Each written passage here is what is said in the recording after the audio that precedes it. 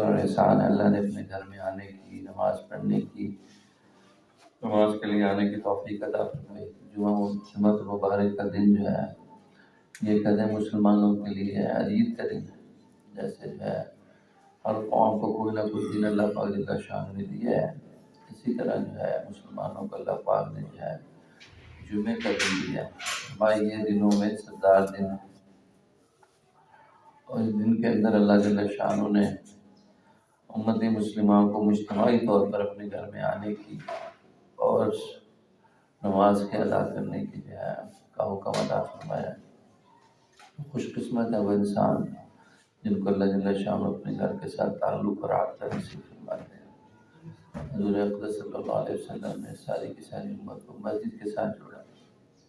آپ علیہ السلام نے مکہ مکرمہ کے اندر صحابہ رضی اللہ تعالیٰ عنہ کو اللہ کی طرف بلایا اور اس بات کی دعوت دی کہ قولوا لا الہ الا اللہ تفلحوا، کہ تم کلمہ پڑھ لو لا الہ الا اللہ تو کامیاب ہو جاؤ۔ اور چونکہ مکہ مکرمہ میں رہنے والے ایک عرصہ دراز سے انبیاء علیہ السلام کی رہنمائی سے جو ہے نابلد تھے، سیدنا عیسیٰ علیہ السلام کے اور آپ کے مابین کو بیش 600 سالانہ نبوت میں 610 سال کا فرق ہے، اور اس دوران کسی نبی نے آخر دعویٰ نہیں دی۔ بعض لوگ البتہ دین ابراہیمی پر چلتے تھے، اللہ جل شانہ کو ایک مانتے تھے، اللہ کی ذات کا، صفات کا، اور توحید کے علم بردار تھا۔ اور بعض لوگ ہیں وہ معاشرے کے اندر شرک کے اندر مبتلا تھے، اور انہوں نے مختلف نیک لوگوں کی مورتیاں جو ہیں وہ بیت اللہ کے اندر رکھی ہوئی تھی اور اس کی پوجا پرستش کے اندر لگے ہوئے تھے، انہی کے ذریعے سے اپنی حاجتوں کا پورا ہونا وہ سمجھتے تھے۔ تو ایسے میں آپ علیہ السلام نے جب انہیں دعوت دی کلمہ لا الہ الا اللہ، تو اس پر بڑے حیران ہوئے۔ ہم تو ایک سے زیادہ الہ کو مانتے تھے، معبودوں کو مانتے تھے، انہوں نے ہمیں ایک خدا کی دعوت دینی شروع کر دی۔ تو اس پر ڈائریکٹ رد عمل تھا، لیکن حضور اقدس صلی اللہ علیہ وسلم نے جو ہے انہیں توحید کی دعوت اور جو پیغام جو ہے اللہ کی ایک اللہ کی ذات کا، ایک اللہ کی صفات کا تعارف کرایا، اور یہی ہر انسان سے مطالبہ ہے۔ سورۃ نمل پڑھا والعصر ان الانسان لفی خسر، اللہ پاک کو قسم کھانے کی ضرورت نہیں ہے، لیکن جب آدمی کسی بات کو جو ہے وہ یعنی مؤثر بنانا چاہتا ہے، موقت کرنا چاہتا ہے، تو پھر وہ قسم کھا لیتا ہے، اور جہاں کسی بات کو جو ہے کسی اور ثبوت کے ساتھ ثابت نہیں کیا جائے تو متبادل میں جو قسم دے دی جاتی ہے۔ اور چونکہ زمانہ جو ہے اتنی خلقات و سکنات کائنات کے اندر ہو رہی ہیں، زمانہ اس کو ریکارڈ کرتا رہتا ہے، ہر چیز جو ہے وہ زمانے کی نگاہ میں، تو زمانے کو گواہ بناتے ہوئے اللہ پاک نے قسم کھائی ہے کہ زمانے کے اندر اس کے بننے سے لے کر آج تک جو کچھ ہو رہا ہے وہ جو ہے وہ محفوظ ہے، ظاہر ہے۔ تو وہ زمانہ دیکھ رہا ہے کہ کون لوگ اس کائنات کے اندر کامیاب ہوئے۔ انسانوں سے پہلے زمین پر جو ہے وہ جنات آباد تھے، اور جنات ہے وہ بھی اللہ کی عبادت کیا کرتے تھے، لیکن جو ہے ان کے اندر مادہ شر بھی تھا، جیسے انسانوں کے اندر اللہ پاک نے ایک امتحان کے لیے نفس رکھا ہے، وہ قوت محرکہ ہے جو آدمی کو کچھ نہ کچھ کرنے پر مجبور کرتی رہتی ہے۔ تو شیطانوں کے اندر بھی جن شیاطین جو ہے یعنی جنات کے اندر، ان کے اندر بھی یہ منفی چیزیں پیدا ہو گئی۔ تو پھر ایک وقت آیا کہ اللہ جل شانہ نے جو ہے زمین پر اپنا خلیفہ اتارنے کا ارادہ فرمایا، تو اللہ نے اظہار فرشتوں کے سامنے کیا، انی جاعل فی الارض خلیفہ۔ تو کہتے ہیں اس وقت جو ابلیس تھا یہ مسلمان تھا اور بڑا عبادت گزار تھا، اور یہ اسلام کا بہت بڑا مجاہد اور مبلغ تھا، اور عرفان الہی کے بہت اعلیٰ درجات کے اندر تھا۔ تو اب اس کی ساری عبادات کا جو اس وقت مطلوب جو تھا وہ اللہ کی رضا تھا۔ اب جو یہ سنا کہ اللہ پاک زمین پر اپنا خلیفہ بنانے لگے ہیں، تو اس کے دل میں جو ہے خلافت کے حصول کا جذبہ پیدا ہو گیا، تو پھر اس نے عبادت کی نیت جو ہے وہ تھوڑی سی رخ ہے، اب وہ جو ہے عبادت کو بڑھایا۔ اب یہ بڑھانا اس لیے نہیں تھا کہ یہ تقرب خداوندی میں آگے بڑھنا چاہتا تھا، بلکہ اس کی یہ چاہت تھی کہ میں خلافت عرضی حاصل کروں، اور اللہ جل شانہ اس عمل کو قبول کرتے ہیں جو اللہ پاک کے لیے کیا جاتا ہے، یعنی انما الاعمال نیات جو ہے کہ اعمال کا دار و مدار نیت پر ہے۔ اگر نیت کو آدمی نمود و نمائش کے عنوان سے جو ہے کوئی اپنے کسی عمل کو کرے گا تو اللہ اس کو جانتے ہیں، اللہ جو ہے دلوں کے لیے جاننے والے ہیں، لطیف ہیں، خبیر ہیں۔ تو چونکہ نیت بدلی وہ جو اس کو حیثیت حاصل تھی اللہ کے یہاں تقرب کی، اس سے وہ نیچے آ گئی۔ اور پھر سیدنا آدم علیہ السلام کو اللہ پاک نے پیدا کیا، ان کی جو ہے وہ تخلیق فرمائی۔ تو اللہ نے ساری مخلوقات خاص طور فرشتے جو اس وقت کی معصوم مخلوق تھی ان کو بھی حکم دیا کہ سجدہ کرو، اور شیطان جنات میں سے تھا، یہ معلم الملائکہ تھا، اور جب اس کو کہا گیا تو سارے فرشتوں نے تو سجدہ تعظیمی کیا ہے، ایک ہے عبادت کا سجدہ اور ایک ہے کسی بڑے کے سامنے جھکانا ہے۔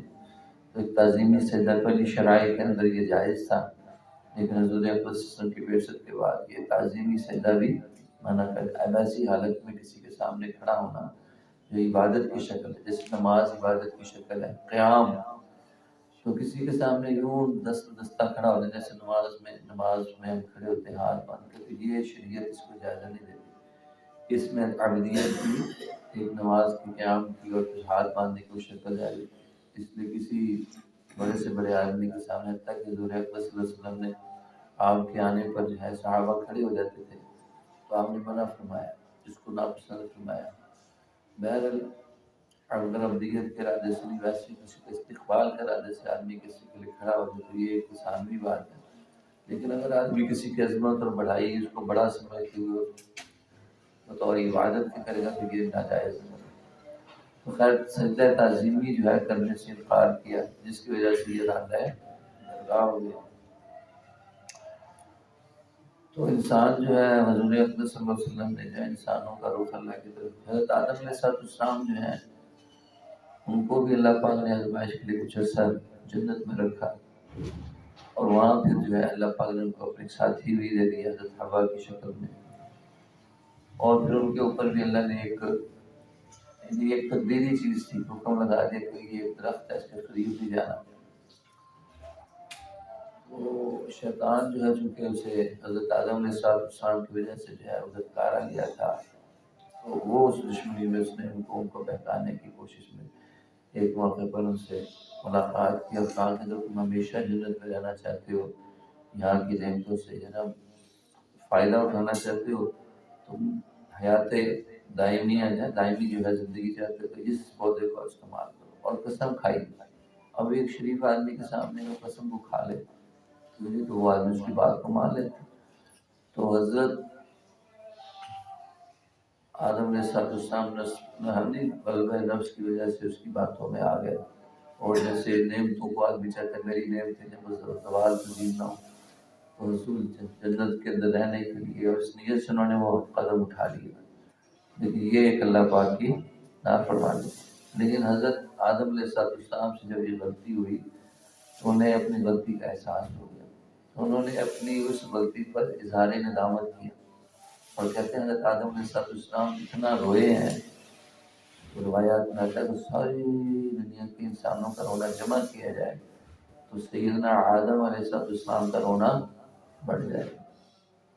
تو اللہ پاک جل شان ان کی توبہ کو قبول فرمایا، پھر فرماتا ہے کہ بطور انعام کے اللہ پاک نے ان کو خلاف ورزی عطا فرمائی۔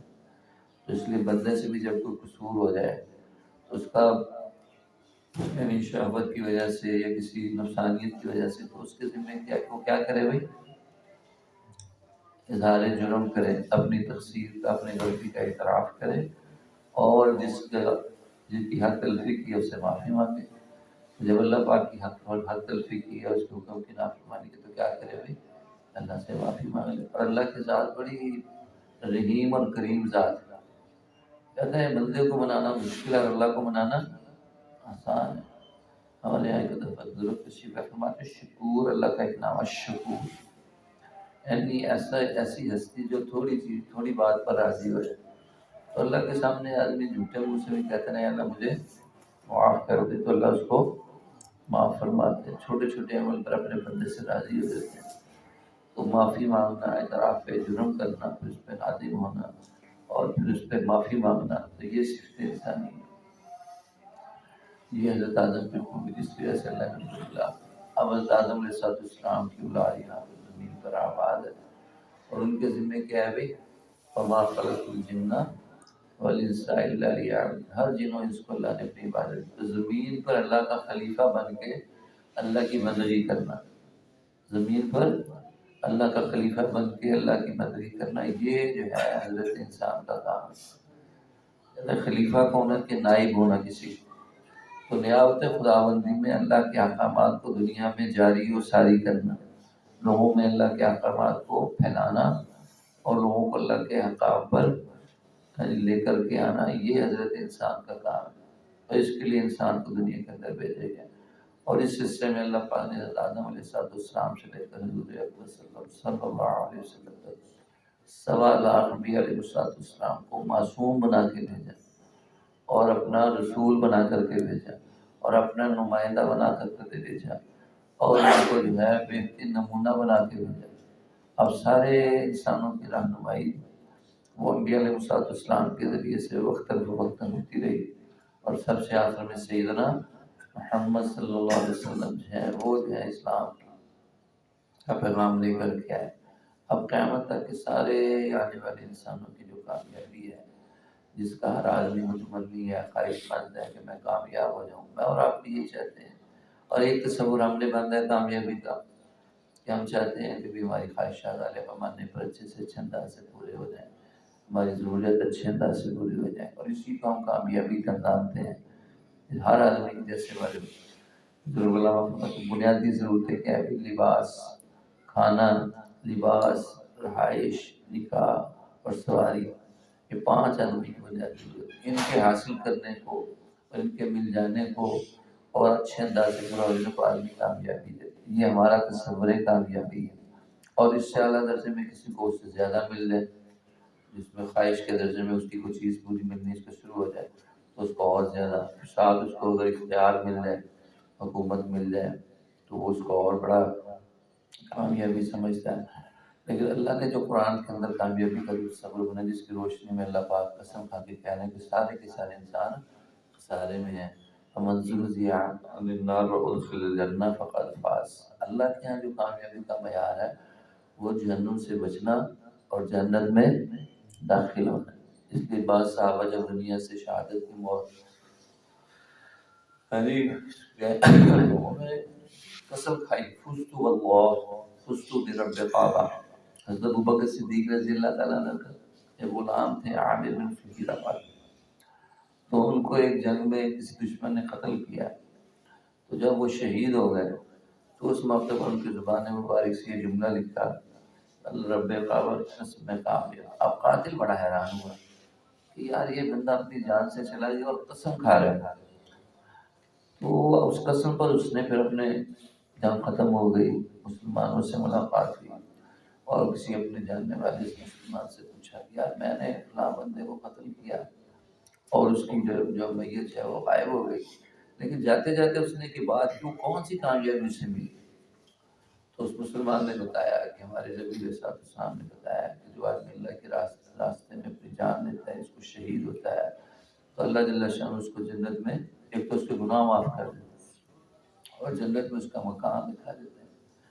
تو اس لیے اس بھائی نے کہا یہ قسم کھی، تو اس سے کہتے ہیں وہ بندہ جو ہے جو قاتل تھا وہ بھی مسلمان ہو گیا۔ تو اس لیے ہم نے اپنے کامیابی کے تصور کو بدلنا ہے، جو تصور ہم نے قائم کیا ہے یہ غلط ہے۔ صحیح تصور کیا ہے کہ ہم جہنم کی آگ سے بچ جائیں اور جنت میں لے جائیں۔ یہاں تو ہمیں بھی سمجھ میں آتا ہے کہ یہاں جو ہے ہمارے پاس پیسہ ہو، ہاں جی، اور دیگر وسائل ہوں تو ہم اس کو اپنی ضرورتوں میں استعمال کرتے ہیں، لیکن جب آدمی قبر میں رکھا جاتا ہے تو ہم سارے جان رہے ہیں کہ اس آدمی کی جیب میں کوئی پیسہ نہیں ہوتا ہے بھی، وہ محاورہ میں تو کفن میں جیب نہیں ہوتی۔ ہر آدمی جب مرتا ہے، جب ہم بتا رہے تھے کہ آدمی گھر میں بیٹھا ہو تو اس کی بیوی کسی فوت سے واپس سے آتے، اس نے کان کی بالیاں اور ایسے کچھ ہار بار اپنے خاوند کو بوٹی بوٹی کہ بھائی اپنی چیزیں سنبھالو، نکاح کے موقع پر مجھے تجھے، آج کل یہی تصور ہے نا کہ نکاح پر جو سونا چاندی دیا جاتا ہے ملکیت خاوند اپنے پاس رکھتا ہے، عورت جو ہے اس کو استعمال کرتی رہتی ہے، جب خدا نہ خاصہ کبھی علیحدگی ہو جائے تو وہ دوبارہ مالک کی، ہاں البتہ کسی نے پہلے شک مہر میں طے کی اور عورت کو مالک بنا دی تو دوسری بات ہے. تو کہا یہ تمہارا مال ہے، اس کو رکھ لو. نبی کیوں واپس کیوں کر رہے ہو؟ انہوں نے کہا جو میری دوست فوت ہوئی تھی نا جی، وہ اس کی کچھ بالی والی کان میں جیسے چھوٹا ترنگ سوراخ تھا، پھنس گیا، تو کان تو کھینچتے کھینچتے اس کا کان ہی چھید دیا. تو میں نہیں چاہتی جب میں مروں تو یہ زیور میرے جسم سے علیحدہ کرنے کے لیے تو میرے ہے جی ساتھ ایسا سلوک کرو. ہے جی تو بات ہے یا ناک کی اینک بھی اور ہاتھ کی گھڑی بھی اور جسم کے کپڑے بھی سب اتار لیے جاتے ہیں. تو یہ ہر آدمی کو جو ہے فقیر ہو کے دنیا سے جانا مادی لحاظ سے. تو پھر ساتھ کیا جاتا ہے تو جنت کے آخرت کے بننے کے بعد جو کرنسی ہے وہ تو ایمان امان ہے. حالانکہ ایمان امان دنیا کے اندر بھی کامیابی کا دامن ہے. اللہ پاک فرماتے ہیں اگر تم ایمان لاؤ تو تم ہی غالب رہو گے. انتم الاعلون ان کنتم مؤمنین. دنیا میں بھی غلبہ اللہ نے ایمان والوں کو دیا ہے. اللہ پاک نے قرآن پاک کے اندر کتنے واقعات بیان کیے ہیں. جیسے آدم علیہ السلام اور ان کے مقابلے میں نیکی کے لمبردار اور شیطان کے مقابلے میں بدی کا لمبردار. شیطان نے اللہ کی نافرمانی کی کیا ہو گیا بھائی؟ ناکام ہو گئے. حضرت آدم علیہ السلام نے اللہ کی مانی تو وہ کیا ہو گیا بھائی؟ اچھا آگے چلتے ہیں. حضرت نوح علیہ السلام لوگوں کو اللہ کی طرف بلانے والے اور قوم ان کی بات میں ہم سننے کو تیار ہے. 950 سال میں 80 82 11 12 سال میں ایک بندہ مسلمان ہوا. تو کون کامیاب ہوا بھائی؟ دنیا میں کون کامیاب ہوا؟ حضرت نوح علیہ السلام اسلام لانے والے. اور اللہ پاک نے ان کو تختے اور کشتی میں اٹھا کے بچا لیا. اور دیگر لوگ کہاں چلے گئے؟ پانی میں غرق. کئی کروڑ کی وہ آبادی تھی، 3 کروڑ یا کم و بیش جتنی بھی صورت کی آبادی تھی وہ سارے تو. آگے چلتے ہیں. ابراہیم علیہ السلام اللہ کے نبی تھے.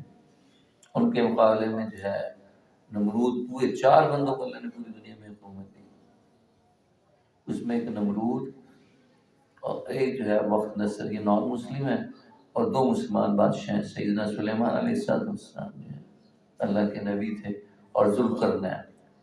اور یہ دونوں جو اللہ کے فرمانبردار تھے. اللہ نے ان کا تذکرہ قرآن میں کیا اور کامیاب انسانوں کے طور پر کیا. اور اس کے مقابل نمرود کا قصہ سارے آپ سنتے رہتے ہیں کہ نمرود کا نام ابھی خالی ہے. اگر کوئی ظالم بادشاہ تو سر دیا تو نمرود ہی بن گیا، تو فرعون ہی بن گیا ہے نہیں. تو نمرود ایک گالی بن گیا. کیوں بھائی؟ حالانکہ وہ دنیا کا بادشاہ ہے. تو کیا پتا چلا کہ دنیا میں بھی وہ لوگ جو لوگ اللہ کو نہیں مانتے، ایمان والے نہیں ہوتے، وہ کیا ہوتے ہیں بھائی؟ اور آخرت کے اندر خبر دے دی. تو کامیابی کی پہلی شرط کیا ہے؟ ایمان. ایمان کیا ہے بھائی؟ کسی کے اعتماد پر کسی کی بات کو دل میں بٹھا لینا. تو حضور اقدس صلی اللہ علیہ وسلم پر ایمان لانا کیا ہے کہ حضور اقدس صلی اللہ علیہ وسلم کو اللہ کا سچا نبی مان کے، اللہ کا نمائندہ مان کے، انہوں نے جو خبریں دی ان کی تصدیق کرنی. ان کو نبی ماننا اور ان کی باتوں سے نکلنے والے الفاظ کو کیا کہنا بھی یہ حق اور فما ينطق عن الهوى ان هو الا وحی یوحی. کوئی نبی جو اپنی زبان سے ایسی باتیں نکالتے جو اللہ کی طرف سے ان کے اوپر وحی نہ کی جائے. ہر نبی جو ہے وہ اللہ کی طرف سے معصوم ہوتا ہے، تو اس کی زبان کو ایسی ہر جملے سے ایسی بات سے محفوظ رکھا جاتا ہے کہ جس سے کیونکہ ان کو اللہ نے لوگوں نے کیا بنایا ہوتا ہے بھائی؟ نمونہ بنایا. تو حضور اقدس صلی اللہ علیہ وسلم نے ہمیں بتایا ہے کہ ہمارے پیدا کرنے والے کون ہیں بھی؟ اسی کی دعوت دی نا کہ قوم اللہ کے سوا کوئی عبادت کھلائے. تو عبادت کس کی جاتی ہے؟ جو کون ہو بھی بڑا ہو. بڑے کی عبادت ہی کی جائے گی نا. گھر میں کس کی بات چلتی ہے؟ جو بڑی. جیسے مردوں کے بعد الرجال قوامون علی النساء. اب ممیاں بھی میں بڑا کون ہے بھی؟ خاوند ہے. تو خاوند کا بھی چاہیے. اولاد بیٹے میں، اولاد میں والدین میں بڑے کون ہیں جی؟ والدین ہیں. تو ان کو بڑا مانتے ان کی اطاعت کی جائے گی. تو ہر بڑا جو ہے وہ اطاعت کیا جاتا ہے. تو اللہ پاک بڑے ہیں. اللہ پاک کے نبی نے ہمیں بھی یہ بتایا ہے کہ جب تم اللہ پاک کو اپنا بڑا مان لو گے، اس کے تابع دار بن کے، اس کے غلام بن کے زندگی، تو خوشخبری کا تم کامیاب. ساری کائنات کے خالق اور مالک کون ہے بھائی؟ اللہ خالق ہے ہمارے. ساری کائنات کی ساری چیزوں کے خالق ہیں. چیزیں ویزیبل ہیں، انویزیبل ہیں، نظر آنے والی ہیں، ہم سب کے بنانے والے کون ہیں بھائی؟ اللہ پاک. اور جس طرح حالات ہیں آدمی کے اوپر، خوشی ہے، غمی ہے، زندگی ہے، موت ہے، صحت ہے، بیماری ہے، سردی ہے، گرمی ہے، عزت ہے، ذلت ہے، امن ہے، خوف ہے، یہ احوال ہے نا. بندہ پیدا ہونے سے لے کر پہلے چھوٹا سا تھا، پھر تھوڑا سا بڑا ہو گیا، بچپنا ہے، لڑکپن ہے، جوانی ہے، اور جو ہے پھر بڑھاپا ہے، پھر کیا ہے؟ موت ہے۔ تو موت جو ہے اینڈ آف لائف نہیں ہے، یہ ٹرانسفر آف لائف ہے کہ آپ ایک جگہ سے دوسرے جہاں میں منتقل ہوتے ہیں۔ جی اب تو کہتے ہیں مر جائیں گے، اب تو کہتے ہیں مر جائیں گے، مر کے بھی چین نہ پایا تو کدھر جائیں گے۔ یہ انتقال ہے۔ انسان کی پہلی شکل تھی عالم ارواح میں روح کی، وہاں اللہ نے اپنا مشاہدہ کروایا، پوچھا روحوں سے الستو بربکم، اب روحیں اس وقت اللہ کے ذکر سے اپنا پیٹ بھر رہی تھی، ہے جی، جیسے فرشتے کے ہم ذکر کرتے ہیں کہ ساری مخلوقات کو رزق دیا جاتا ہے، اور مخلوقات کا رزق کس سے ملتا ہے؟ سبحان اللہ ربہم۔ اور فرشتوں کا ذکر، ان کا رزق کیا ہے؟ سبحان اللہ، الحمدللہ، لا الہ الا اللہ، اللہ اکبر، یہ ذکر کرتے رہتے ہیں اور ان کو حیات ملتی رہتی ہے۔ اس ساری کائنات کی روح کیا ہے؟ وہ کلمہ ہے، وہ کیا ہے بھائی؟ لا الہ۔ اس لیے ہمارے بڑے کہتے ہیں کہ جب تک زمین پر ایک بھی کلمہ پڑھنے والا، کتنے بھی؟ ایک بھی اللہ کو ماننے والا موجود ہے، قیامت، کیا مطلب؟ قیامت تو آئے گی نہیں، لیکن قیامت اس وقت آئے گی جب دنیا میں اللہ کے ماننے والے ختم ہو جائیں۔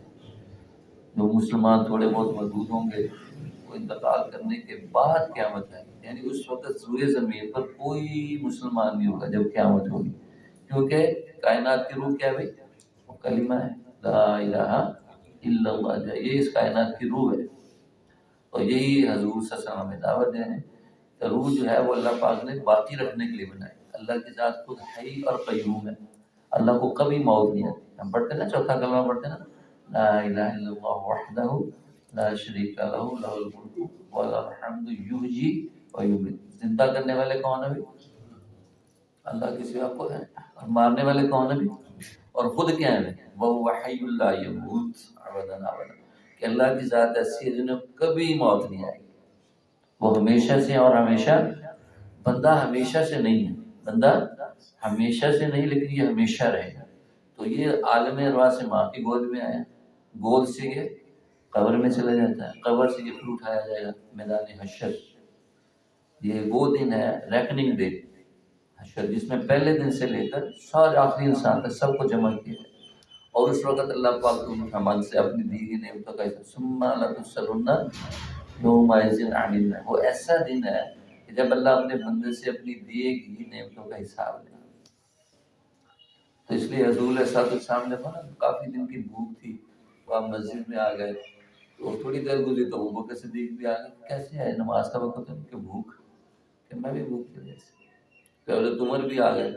تو حضور اقدس صلی اللہ علیہ وسلم چونکہ مدینہ میں حضرت ابو ایوب انصاری کے میزبان تھے، ابو ایوب انصاری کی طرف سے مہمان نوازی ہوتی رہتی، تو چلو اب ان کے ساتھ چلتے ہیں۔ اب یہ تینوں لوگ وہاں پہ پہنچے تو انہیں جلدی سے یعنی بھائی کھانا تو بیوی سے کا کھانا تیار کرو، بکری کا بچہ سے بھر کے آٹا دودھا، اتنی دیر میں وہ کھجوروں کا باغ تھا، کھجوریں لے کے آئے، لا کے آپ کو پیش کر دی، کوئی کچی کوئی پکی، ہے جی، کوئی پکی نہیں تھی، کوئی کچی، کوئی کچی پکی تھی، تو آپ نے کبھی ساری کیوں توڑ لائے؟ پکی لے آتے ہیں، نہیں کسی کو کچی پسند ہوتی ہے، کسی کو پکی پسند ہے، تو کچی پکی کھاتا ہے، تو ساری اتنی دیر میں پھر آپ نے گوشت تیار ہو گیا، یا روٹی کا ٹکڑا لیا اور اس کا ایک ٹکڑا گوشت کا روٹی کو رکھ کے اپنی بیٹی کو بھیجا کہ اس نے بھی کئی دن سے کھانا نہیں کھایا۔ پھر جب کھا چکے ہیں تو پھر آپ نے یہ صحابہ سے کہا اللہ ان نعمتوں کا حساب لیں گے، صحابہ کو تھوڑا سا نا کتنے دنوں کے بعد کھانا ملا ہے اس کا بھی اللہ سے۔ تو یہ نہیں ہے کہ جو چیزیں ہم باقی اللہ پاک تو خیر میں نے اپنے فضل سے حساب نہ بھی لے تو کوئی انہیں پوچھنے والے، لیکن ایک قانون یہ ہے کہ جو نعمت اللہ پاک نے ہمیں جان کی شکل میں، مال کی شکل میں اور صلاحیتوں کی شکل میں دی، ان ساری نعمتوں کا ہم سے سوال ہوگا۔ تو خیر ہماری سب سے بنیادی ضرورت کیا ہے کامیابی کے لیے؟ وہ کیا ہے؟ ایمان ہے۔ تو سارے اس کو بنانے کی نیت کرتے ہیں نا، تو حضور صلی اللہ علیہ وسلم نے جو خبریں دی ہیں ان پر اعتماد کرتے ہوئے ان کو ماننا، تصدیق کرنا، یہ ایمان کا تقاضا ہے۔ تو حضور صلی اللہ علیہ وسلم نے بتایا کہ اللہ کتنے ہیں؟ اللہ وحدہ، اللہ کی ذات میں بھی کوئی شریک نہیں، اللہ کی صفات میں وہ ہمیشہ سے ہیں اور ہمیشہ رہیں گے، اللہ بے نیاز کیا ہے بھی۔ تو اس نے پوچھا نا، لوگوں نے پوچھا کہ حضور کا نسب تو بتاؤ، فیملی بیک گراؤنڈ پوچھا نا، میں سورہ اللہ نے سورہ اخلاص نازل کر دی، قل هو اللہ احد، کہ اللہ ہر طرح سے یکتا ہے. کیا ترجمہ کہ مولانا تقی ابھی کتاب قرآن پاک کا ترجمہ کیا مولانا تقی عثمانی صاحب نے، شیخ الاسلام. انہوں نے بڑا قرآن یہ نہیں کہ اللہ ایک ہے، لیکن اللہ ہر لحاظ سے ایک. کیا ترجمہ کیا جی؟ اللہ ہر لحاظ سے اپنی ذات میں بھی ایک ہے، اللہ کی ذات جیسی کوئی ذات نہیں، اور اللہ صفات میں بھی ایک ہے. اللہ سمیع ہے، مثلا اللہ کیا ہے؟ سمیع ہے، سنتے ہم بھی ہیں، لیکن ہم سنتے ہیں کانوں سے. ہمارا سننا کیا ہے؟ محدود. اللہ پاک سنتے ہیں بغیر کانوں کے، اور ان کا سننا لامحدود ہے. ہم بھی دیکھتے ہیں اور اللہ بھی بصیر ہے. ہمارا دیکھنا کیا ہے؟ روشنی کا محتاج ہے، آنکھ میں روشنی، باہر روشنی، اور آنکھ کے اللہ پاک دیکھتے ہیں بغیر آنکھ اور روشنی. تو اس طرح سے کہ اللہ اپنی ذات سے. اور دوسرا کا اللہ الصمد، کیا کہا کہ اللہ پاک جل شانہ جو ہے وہ کسی، ہم کہتے ہیں اللہ بے نیاز ہے، انہوں نے ترجمہ کیا کہ اللہ کسی کے محتاج نہیں، اور سب اللہ کے. سمد کا ترجمہ کیا بھی کہ جس کے سب محتاج ہیں وہ کسی کا محتاج ہے. تو یہ عقیدہ دل میں بٹھا، اللہ کے کام سب کے بغیر ہو سکتے ہیں، اور بندے کا کوئی کام اللہ کے بغیر لم یکن.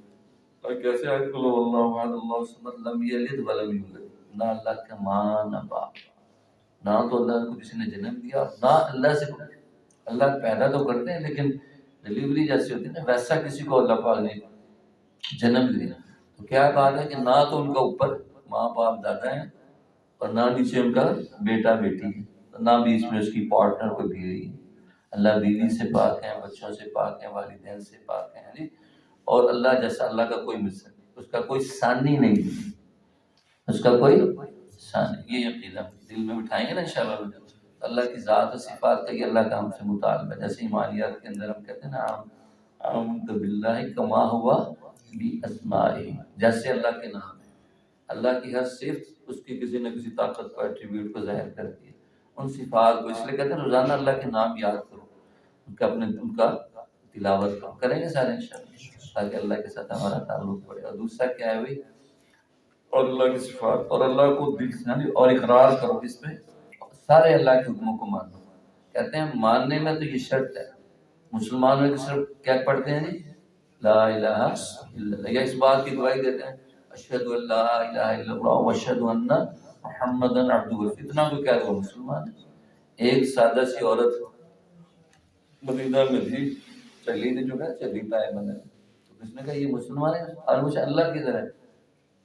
اللہ کہاں ہے بھی آسمان، بڑی ذات ہے نا. اللہ نے اپنا بتایا ثم استوى علی العرش، اللہ کو ایسے کرسی پر نہیں بیٹھے ہوئے، تو اللہ کا تو جسم ہی نہیں ہے. لیکن ایک بتایا تمکین، اللہ پاک جسم سے پاک ہے اور عرش سے اوپر ہے، کرسی ہے وہاں پہ، ایسا نہیں. تو یہ جو ہمارا عقیدہ نا کہ اللہ عرش، وہ بھی اللہ کا کیا ہے، مخلوق ہے، اللہ کی تجلیات کا مرکز ہے. اور حضور بھی اللہ کی کیا ہے جی، مخلوق ہے، اور وہ بھی اللہ کی تجلیات کا مرکز ہے. تو کہتے ہیں ہمارا عقیدہ کیا ہے کہ بھی ایک جگہ وہ ہے جو اللہ کا عرش، اللہ کا، اور ایک حضور کی ذات، حضور کی ذات پر بھی اللہ کی تجلیات ہیں. تو وہ جگہ جو ہے جس میں حضور صلی اللہ علیہ وسلم آرام فرما رہے ہیں، تو ہمارا عقیدہ کیا ہے کہ وہ عرش سے بھی زیادہ ہے قابل احترام. اس کی شان کس سے عرش سے بھی، کیونکہ عرش اللہ کی ذات کی تجلیات کا مرکز ہے، حضور اللہ کے محبوب ہے. تو اللہ کی ذات کو ماننا، اللہ کی صفات کو ماننا، اور حضور صلی اللہ علیہ وسلم کی رسالت کو ماننا، ٹھیک ہے نا بھائی. یہ ہماری ایمان کے تقاضے ہیں. اس طرح اللہ نے اللہ کے کتنا ٹائم ہے.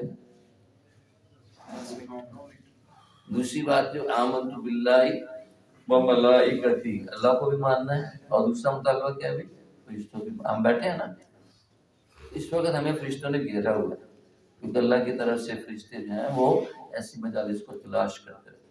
ہمیں بعض کو نظر بھی رہتا ہے، بعض کو نظر نہیں آتا. تو ہمیں یہ عقیدہ رکھنا ہے. اسے کہتے ہیں ہر آدمی کے ساتھ 2 فرشتے صبح آتے ہیں، 2 شام کو آتے ہیں، کراؤن. اب 7 ارب اگر انسان ہے تو 14 ارب صبح کو ہے، 14 ارب شام کو، 28 ارب فرشتے روزانہ آ رہے ہیں. یہ فرشتے جو چیزیں ہم لے کے سن رہے ہیں اس کو ریکارڈ کر رہے ہیں. اس کا عقیدہ رکھ. آمنت باللہ وملائکتہ وکتبہ. اللہ نے اپنے بندوں کی رہنمائی کے لیے کتابیں اتاری ہیں. بندوں کو تو موت آ جاتی ہے اور کتابیں کسی نہ کسی شکل میں محفوظ رہتی ہیں. تو ایک کتاب اللہ نے سب سے آخری قرآن پاک کی شکل میں، اور خود اللہ نے اس کا ذمہ بھی لے لیا. انا نحن نزلنا الذکر وانا لہ لحافظون. قرآن ایسی کتاب ہے جس کو اللہ پاک نے اتارا ہے اور وہی اس کے محافظ. اب اس کی شکلیں ہمارے پاس صفات کی شکل میں ہے کہ نہیں؟ ابھی چھوٹا سا بچہ ہے لیکن ماشاء چلتا پھرتا قرآن کا انسائکلوپیڈیا ہے. اس کی روس کے اندر جب 1917 میں کیمونزم کا سیلاب آیا، انہوں نے اسلام کو مٹانے کے لیے اسلام کا سب سے بڑا معجزہ کیا ہے ابھی؟ قرآن پاک. زندہ معجزہ. ایک نا بادشاہ نے دربار کا سے بڑے بڑے اسکالرز آئے، بڑا کمپیٹنٹ پرسن کسی مذہب کا بڑا لائق تھا. انہوں نے بادشاہ نے ان کو اسلام کی طرف قبول نہیں کیا. لا اکراہ فی الدین، زبردستی نہیں ہے دین میں. بادشاہ نے بائی فورس اس کو مسلمان نہیں کیا. چلا اگلے سال پھر وہ آیا تو مسلمان تھا. پوچھا کیسے مسلمان ہو گیا؟ کہتا ہے کہ میں نے نا تورات لی، اچھی لکھائی میں لکھی، تھوڑی سی امینڈمنٹ بھی کر دی، تحریر کر کے میں نے یہودی ربی کو دی. یہودی اسکالرس کو کہتے ہیں ربی، اس نے لے لی، کوئی اعتراض نہیں. پھر میں نے انجیل لی، بائبل لی، وہ میں نے لکھی، تھوڑی امینڈمنٹ بھی کر، تحریر بھی کر دی. عیسائی پادری کو اس نے خرید لی. پھر میں نے قرآن پاک لی، اس میں بھی کچھ تھوڑی سی تبدیلی کی اور میں نے لا کسی کو دے دی مسلمان کو. انہوں نے پہلے پڑھے ہوتے ہیں کہ نمبر 2. تو یہ قرآن کا معجزہ ہے. سب سے بڑا اسلام کا معجزہ کیا ہے؟ تو قرآن کو ماننا، اللہ کی آخر، اس میں جو کہا گیا وہ حق پر سچ ہے. اور اس طرح بھی آمنت باللہ وملائکتہ وکتبہ ورسلہ، سارے نبیوں کو. اور سب سے آخری کون ہے بھی؟ انبیاء علیہ السلام کون ہے؟ ہمارے بڑے اسکالر کے نام کرتے ہیں انبیاء علیہ السلام، جن پر کتابیں اتاری جاتی ہیں. اور جو کتابیں لکھتے ہیں وہ نبی نہیں ہوتے. نبی کتابیں لکھتے ہیں، ان کے اوپر کتابیں، اللہ نے کتاب پہلے صاحب کتاب اتاری پھر کتاب اتاری. اور نبی جو ہیں وہ جو ہے اپنی کتاب پہ چلتا پھرتا نمونہ ہوتے ہیں. تو ہر نبی کو، خاصتاً حضور اقدس صلی اللہ علیہ وسلم کو آخری نبی ماننا یہ ہمارے. اور اسلام ماننے کے بعد ہر انسان کی زندگی کے 2 حصے ہیں. ایک موت سے پہلے دارالامتحان ہے، دارالفنا ہے، اور موت کے بعد جو زندگی وہ دارالبقا اور دارالجزا ہے. تو اس کی تیاری ہم نے کرنا ہے.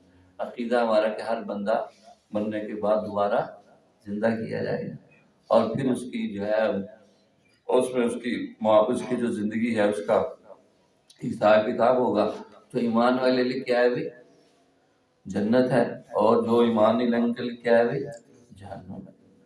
باقی مولانا علامہ خالد محمود صاحب فرما رہے تھے ہمارے سبودہ میں، کہتے ہیں کہ انسان کی نجات کے 4 راستے ہیں. ایک یہ ہے کہ آدمی نیکی بھی آدمی سے ہوتی ہے، بدی بھی ہوتی ہے. میزان لگے گا، نیکیاں بڑھ گئی، آدمی کامیاب ہو گیا.